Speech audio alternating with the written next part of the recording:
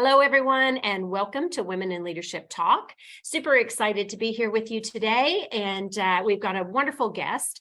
We have Mike Tremblay from Ottawa joining us for our conversation today to talk about leadership and our male allies. So, Mike, thanks so much for joining us. We're grateful to have you. It's my pleasure, Vicki. Thanks for including me today. Oh, I can't wait to get started on our conversation. And I want to thank our audience. I know you have lots of options as to what podcast you listen to, and we're super grateful that you continue to tune in to Women in Leadership Talk and listen to the diverse voices that we bring to you each week, and to be able to learn and stretch just the way that we look at the world and the perspectives that we have. So let's jump in today and let's get started with Mike. And let me give you a little context as to who Mike is. So Mike Tremblay joined Invest Ottawa and Bayview Yards as President and Chief Executive Officer back in March of 2017. Prior to joining Invest Ottawa, Mike was the Vice President of Public Sector for Microsoft Canada from April of 2007. And in 2020, Mike was appointed to the board of directors for both organizations. Mike has 37 years of marketing, sales, operations, and general management experience, with considerable experience serving public sector clients. He's also held senior executive positions at SAP, Fujitsu Consulting, JDS, Uniphase, EDS System House, and Digital Equipment Corporation, principally across Canadian, American, and Latin American markets. So, Mike, you've had such a vast background, covered lots of territory, technology, sales, marketing, all sorts of things. But, just to get us kicked off here today, let's talk a little bit about Invest Ottawa, Bayview Yards, maybe give some context as to the work you do and what led you down that path. Yeah, thanks for that question.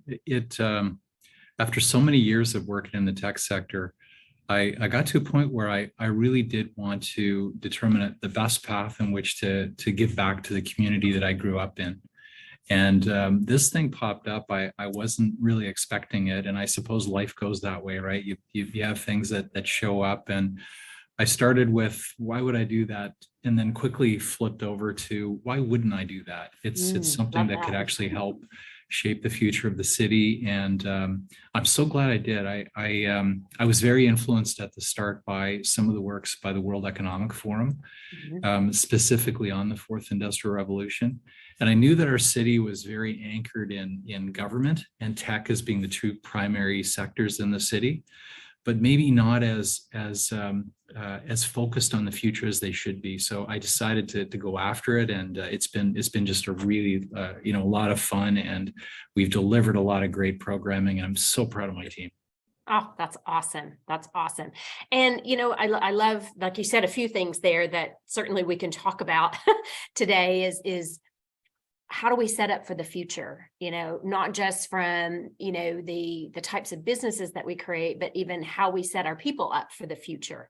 And that was part of the reason, I wanted to bring you on today to talk about male allyship. And, you're a walking model for, being a strong ally for diversity and for women in particular.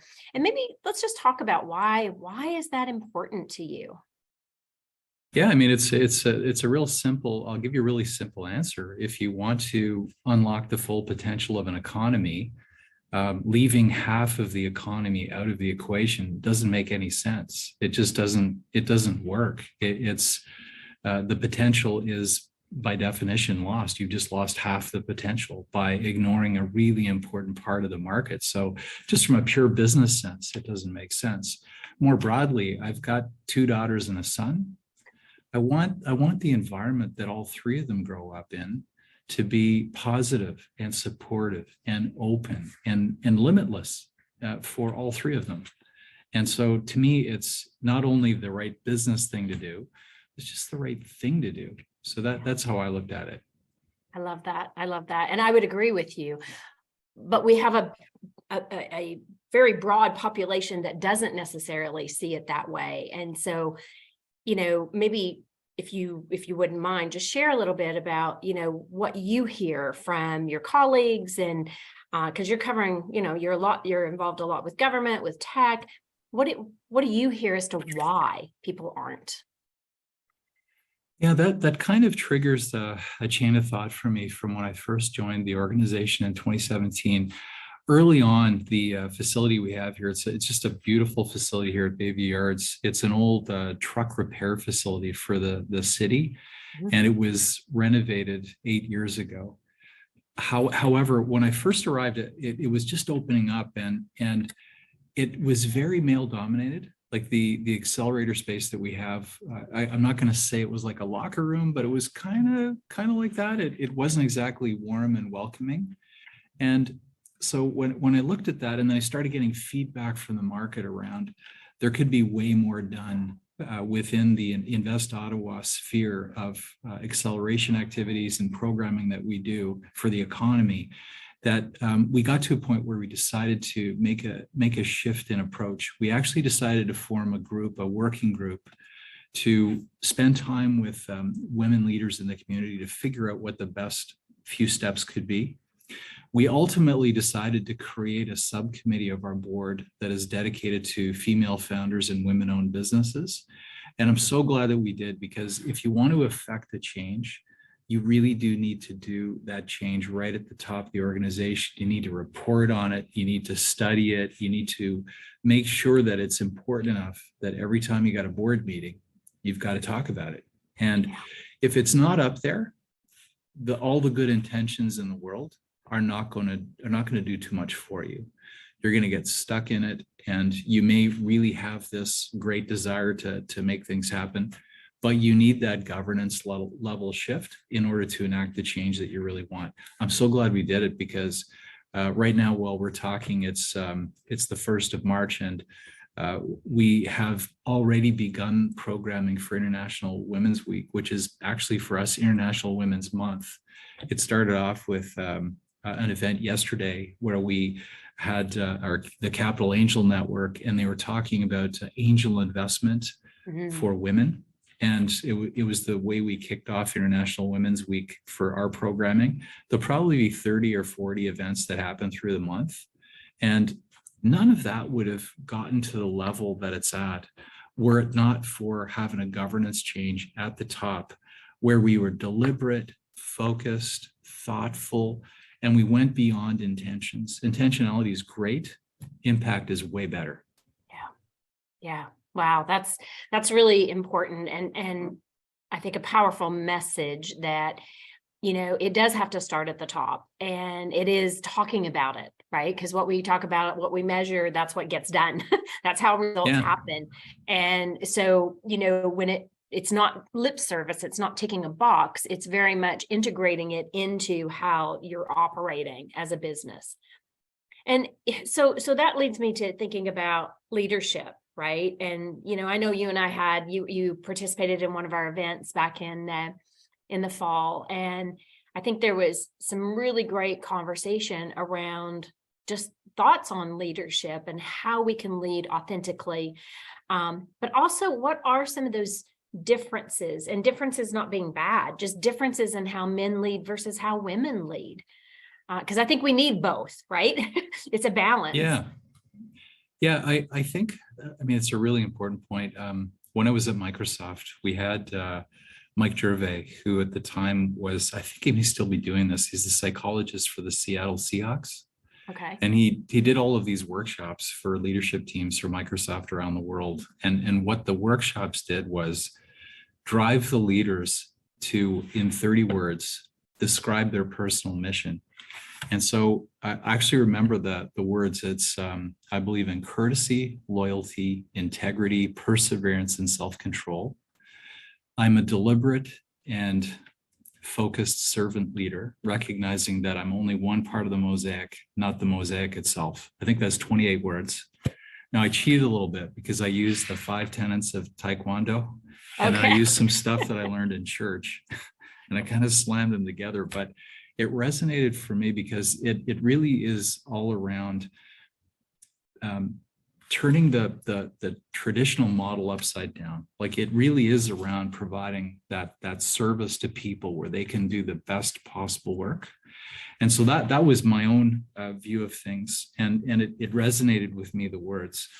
but having everyone really think through what is their personal mission, what do they stand for. Don't get caught up in jargon and the theme of the day. What do you want things to be like? We use words like shaping the future. Those are actually words from the World Economic Forum, right? Like, this is when they talk about things like the Fourth Industrial Revolution, they came up with a book called Shaping the Fourth Industrial Revolution. And the idea of that one was not just living inside of the latest trends in the economy, but trying to actually deliberately change the outcome. And the difference between the third and the fourth is that hopefully is the third ended up generating a lot of wealth for a lot of large companies and a few geographies around the globe. Shaping that should be more around ensuring everyone has that potential and that opportunity.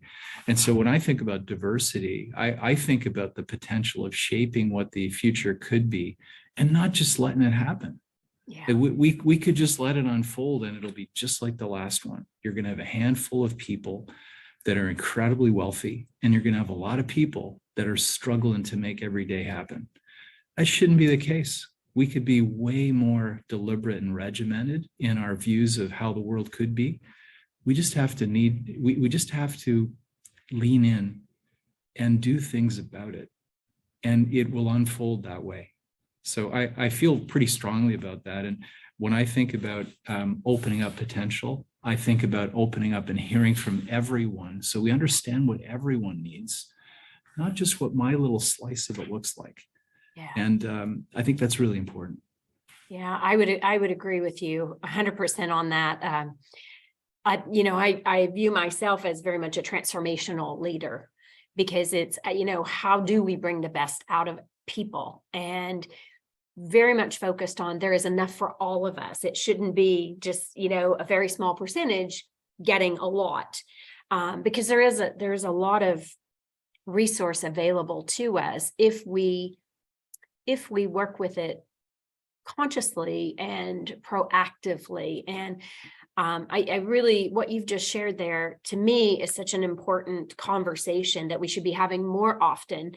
Like, what are we doing about the future, right? And I even, when I look at some of our young people, sometimes just kind of going with the flow and getting discouraged and saying, well, there's nothing I can do about it. And it's like, yes, there is something you can do about it, right? Because collectively, the more that we're in tune with how to serve and how to lead in an impactful way and in a collective way, that is how we make change.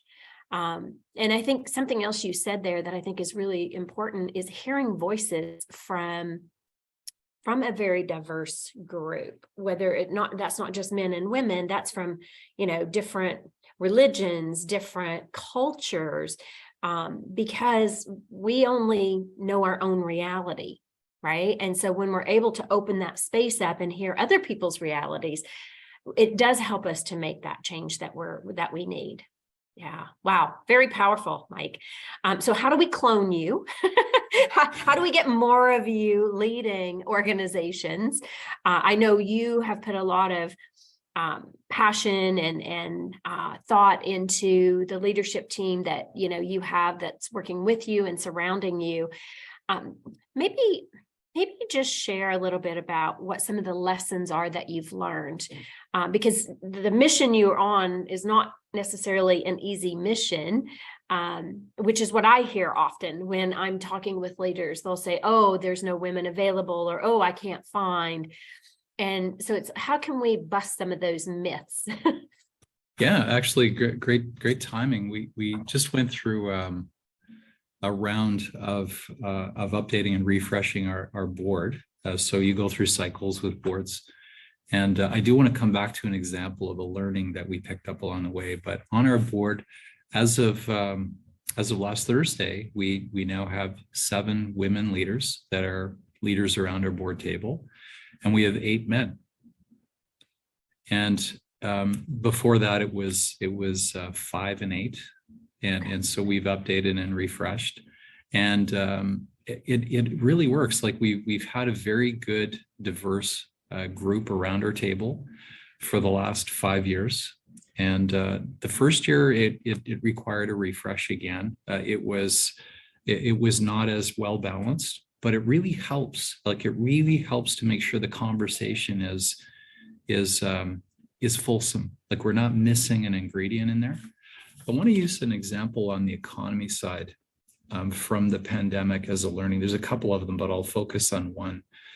During the pandemic, we engaged in something called digital Main Street programming. So if you're a bricks and mortar company, there was a period there where your doors were shut down and you really had no way to do commerce.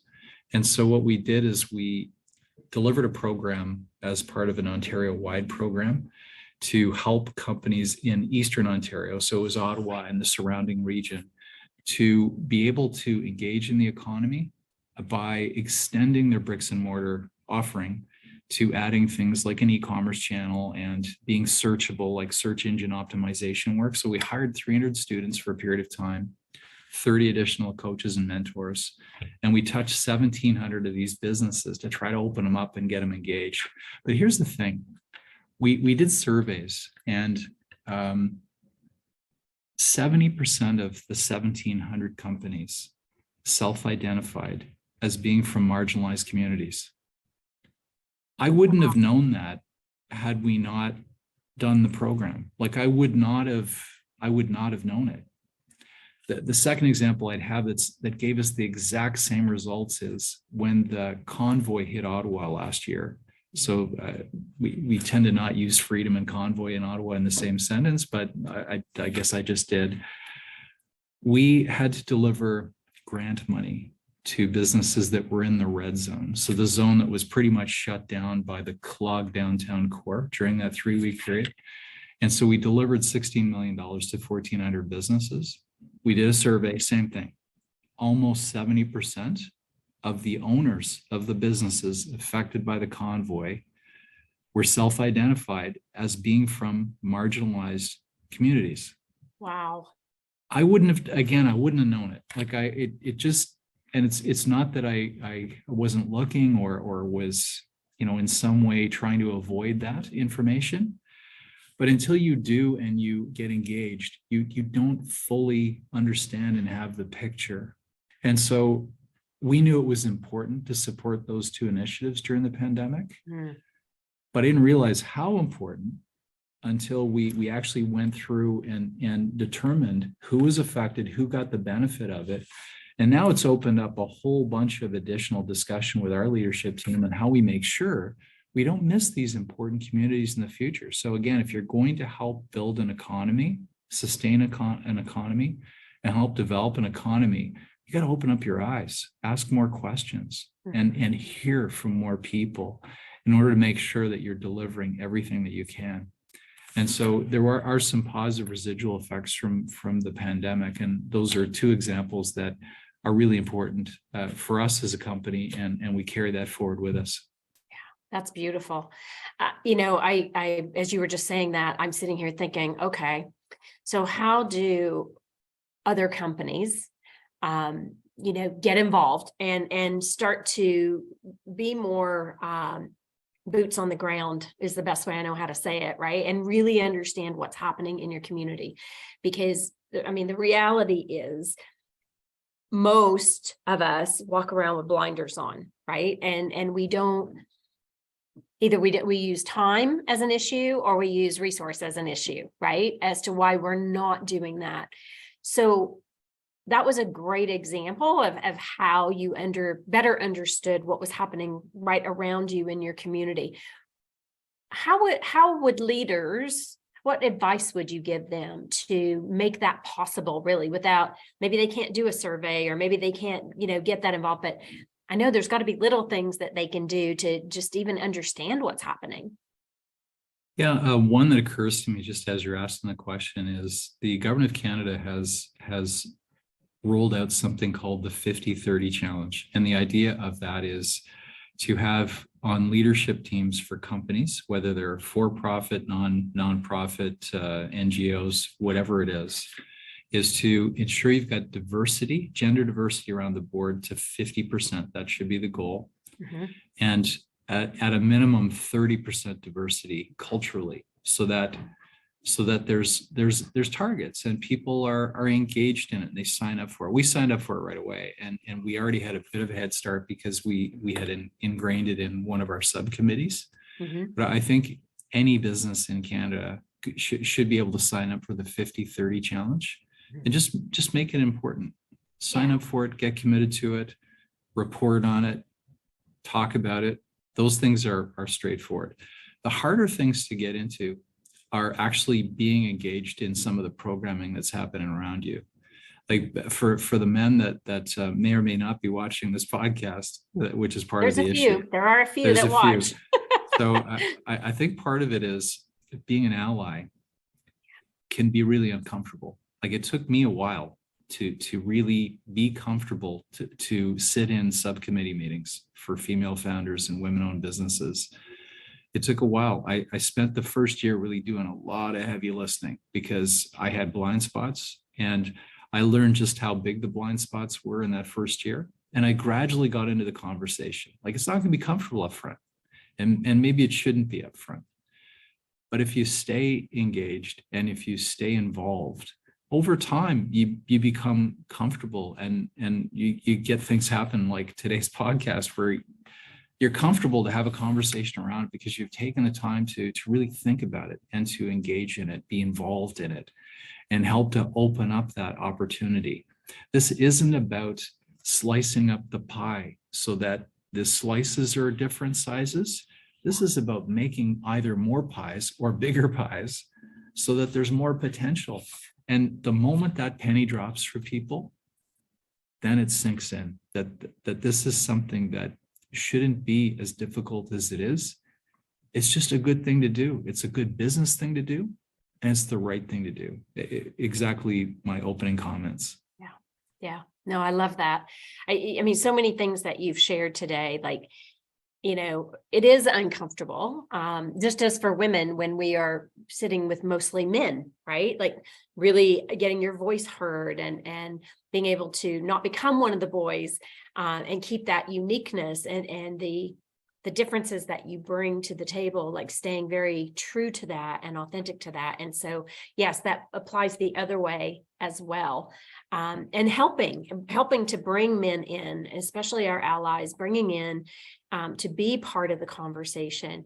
But something you said there, Mike, I think is super important, is really listening, not stepping in to fix, which is oftentimes what we do, even no matter male or female, as leaders, we want to fix things, but really absorbing yourself with understanding and being curious about how the views can be different and that we don't all have to agree, but hearing that, listening to what other parties have to contribute.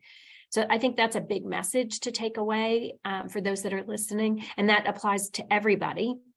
But I think the other piece that you said there is, not thinking the pie has to be smaller pieces, but just make the pie bigger because there is enough for everyone. And I think we've created a society where we do tend to think that there's a finite amount. And I truly believe, as you, that there is enough for everyone.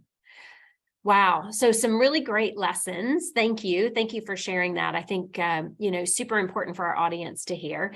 And so what advice would you give, especially to our female leaders? Like how could they best support more male allies? So I'll answer it maybe in an indirect way. If I talk a little bit about what I've also learned around the female founders and their business interests, it might actually open up why this is so important. So what we've discovered in working with women leaders that are building businesses, they tend to have a very services-centric approach. What I found with, and I've got a really broad paintbrush out here, for a lot of the men that we work with, and we work with a lot of tech startups here. So Ottawa is very tech centric. And so what you have on the one side is a traditional way on tech where you're actually building a solution, then you're looking for a problem. What I really love about the women founders that we talk to is they're really trying to solve some of the world's wicked problems. In my view, it is way better to start with the problem and be engaged with long-term, service-centric thinking to solve problems over time than it is to create something cool that is tech-centric and then go find problems. Yeah. And so what the reason I'm sharing that is women are so centered on that. And it's in the fourth industrial revolution, it's actually perfect because the definition of it is that tech is in everything. And so being engaged in long range solutioning and being involved in problem solving is just so natural for the women that I talk to that are leading businesses. I think your time has come. Like, this is a really important moment in time. And so for investors out there that are looking for companies to invest in, being engaged in business leaders that have a perspective on how to solve long range problems is a very good investment to make. And so I really think that I'm indirectly answering your question, but I think that the point hopefully is carrying. It's just a really good business move to support women businesses because of how service-centric they are. And the time right now has never been better for service-centered businesses. They just happen to have tech in them. And the women I talk to, they generally don't even acknowledge that there's tech in there because they don't think about that. It's almost like an abstracted thing that's moved to the side. And what they're focused on is the actual problem. I love that. And I think that's an opportunity for all of the women on the call right now to sort of embrace and get behind, because it's real. Yeah. I would agree with you. And just to add to what you said, it is very much the long game, not the short game. And you're gonna have more sustainability when we're looking at that longer range solve, right? You can do short-term fixes, but that's what it is. It's short-term. Yeah. Exactly. Awesome. Yeah. I love it. I love it. I love it. And so just, one last thing, what would be your parting comments with regards to, if you've got that male leader, how do you help him see that potentiality, I guess, is really what I want to get to, because, we know this logically, we know it makes sense, it's good business, but how do you really get that person to open their mind and understand the potential that can be when you have that diverse group of leaders around you? I usually try to make it as personal as possible. And generally what I do is ask them to think about their children. Yeah. Like in my case, it's easy because I've got a son and I've got 2 daughters. I'm also worried about my son in this because I don't want the messaging to be that, you're a young man and men have had too much and that's bad. And I don't want him to think that way. I want him to think that everyone should have opportunity. He should, his sisters should, men and women should. If you're in a marginalized community, we've got to resolve that. That should not be, no one should be marginalized. And I try to reach men at that level. Be uncomfortable in meetings for a while. Do it for your kids. Do it for your children so that they all have opportunity, that they're not left behind. And so that does tend to really resonate with men, and just getting them engaged. Like we also have another, because it's International Women's Week, I'm actually on an event next week that is specific on allyship. And one of the men that I got to know, he's actually with Shopify. He'll be on the panel with me. We both are really leaned in on this. And the 2 women that we're with are actually part of our Female Founders Women-Owned Business Subcommittee. And they're just fantastic leaders. And so I'm really looking forward to that. So getting engaged in those discussions so that you open it up and invite men to go to those sessions.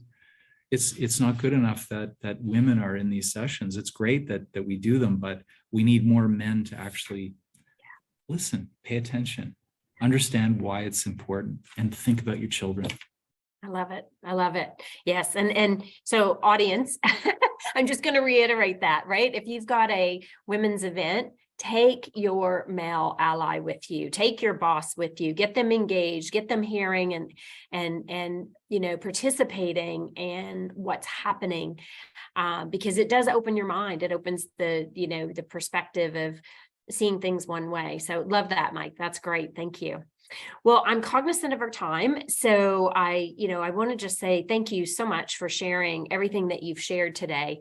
I think some really great takeaways, especially, understanding that there is enough for everyone. It needs to be uncomfortable in the beginning, or it doesn't need to be, but it will be uncomfortable in the beginning. But as you listen and lean in more, you will get more comfortable, and, find those female leaders that you can tap into and really understand, just that different lens, that how we might be looking at potential problems. So Mike, thank you for joining us. It's great to have you here. And, again, you're being very brave and courageous and we thank you for that. Thanks so much for having me today. I appreciate it very much, Vicki. Thank you. Yes, our pleasure. And our audience, I want to thank you for joining us today. If you have questions, please feel free. You can direct message me. I'm happy to chat with Mike and get, questions answered after our discussion today. Or if you have questions just in general around leadership, please feel free to reach out. And if you're curious about your own leadership, you can certainly, go onto our website, which is WIL Empowered, that's 1L, and take our leadership quiz. That'll give you some insight as to how your own leadership is showing up in the world. So thank you again for joining us, and we hope to see you next time. And everyone have a wonderful, wonderful week, and we'll see you soon. Thanks, everyone. Take care.